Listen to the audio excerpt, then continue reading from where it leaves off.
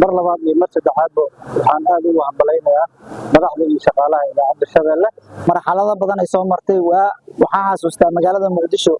waagu markuu bariyo Shabeelle iyadoo la dhageysan qofka uusan shaqo tagi jirin waxaan hambalyo halkan ugu diraynaa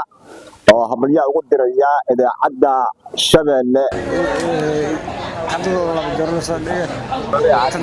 warbaahinta Shabeelle ayaa xalay ku guuleystay warbaahinada ugu wanaagsan geeyga Soomaalida iyadoo isla markaana dabcan xalay munaasabad ka dhacday gudaha magaalada Nairobi ee caasimadda dalka Kenya si weyn loogu xusay warbaahinta Shabeelle inay tahay warbaahinta ugu weyn guud ahaan geeyga Soomaalida munaasabada halkaas ka dhacday ayaa waxa ku sugnaa guud ahaan madaxda ugu sareysa munaasabadii halkaas ka dhacday ayaa waxa ku sugnaa agaasimo ku-xigeenka warbaahinta Shabeelle Maxamuud Cabdinaasir Soofeysane iyo sidoo kale qaar kamid ah ururada bulshada ee ku sugan magaalada Nairobi haddaba qaar kamid ah shacabka magaalada Beledweyne ee xarunta gobolka Hiiraan ee dabcan hambalyo u diray warbaahinta Shabeelle iyagoo isla markaana guud ahaan maamulka shaqaalaha ugu hambaliyay markaasi dabcan inay ku guuleysto warbaahinta Shabeelle warbaahinta ugu wanaagsan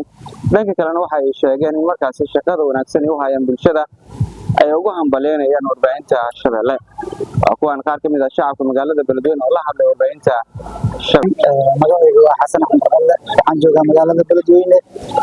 waxaan halkaan uga hambalyeynayaa idaacadda Shabeelle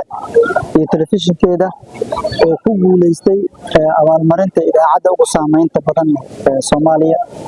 runtii waxaan leeyahay waa Shabeelle waa u qalantaa hawshaas waa idaacad aad iyo aad u fac weyn oo idaacadihii waagii hore oo culayska uu jiray ka soo shaqeyn jiray marxalado badan ay soo martay waxaan xasuustaa magaalada Muqdisho waagu markuu bariyo Shabeelle iyadoo la dhageysan qofka uusan shaqo tagi jirin nuska saac la sugi jiray la dhihi jiray Shabeelle saaka maxay sheegtay runtii waxaan leeyahay meeshaas ka sii wad shaqaalaha iyo shaqo wadaneyaasha idaacadda Shabeelle waxaan leeyahay halkaas ka sii wada umadiina inuu shaqeysana ka caajisana hana isdheeynaha abaalmarinaad hesheen dib isku dhigaysdeena horay u sii socda aad iyo aad ugu hambaleynayaa waxaan leeyahay waa u qalatiin waa mudantiin halkaas ka sii wada salaamu calaykum bismillaah waxaan aad ugu hambaleynayaa maamulka shaqaalaha iyo madaxda idaacadda Shabeelle oo nasiib u yeelato inay ku guuleysato tartanka idaacadaha Afrika khaasatan Soomaaliya mar labaad iyo mar saddexaadba waxaan aad ugu hambaleynayaa madaxda iyo shaqaalaha idaacadda Shabeelle waxay u hayaan ummadda Soomaaliyeed howl aad u wanaagsan maadaama awoodda dawladda afar ay tahay qayb kamid ah ay tahay idaacadda maadaama meediyaha uu yahay seef laba af leh haddii wax lagu wanaajiyana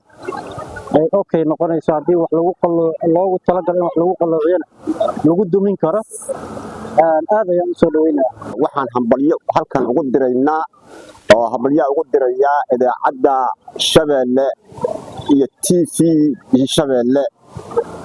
maadaama xalay ay ku guuleysteen qorshihii